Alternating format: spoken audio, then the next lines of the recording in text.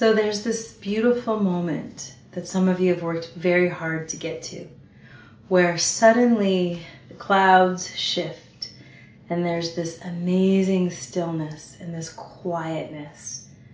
And suddenly it's all love and it's all peace. And everything is so clear and hysterically funny how serious and how real you thought everything was. And for a moment, you're standing in reality. And it's precious and it's amazing. And then the fear descends. Maybe it's 2 minutes later. Maybe it's 2 days later. Maybe it's 2 months later. Maybe it's 2 years later. The fear descends.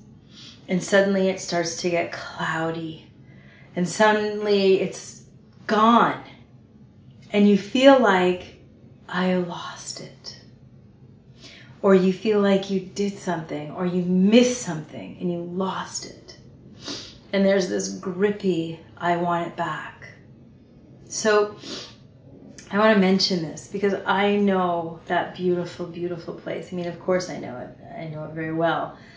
But I also know that your true nature is love, not some separate place where there's no noise and no movement, where it's just this heightened sense of unbelievable clarity and stillness. It exists, of course it exists, and much of my life looks like that a lot of the time.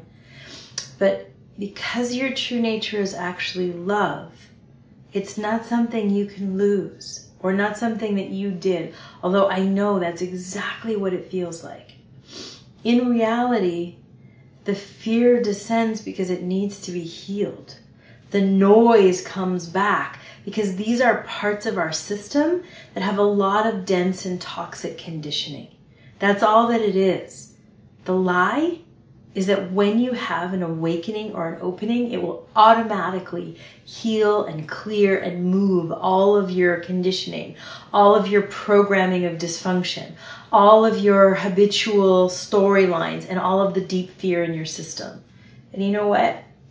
It doesn't work like that. It never works like that.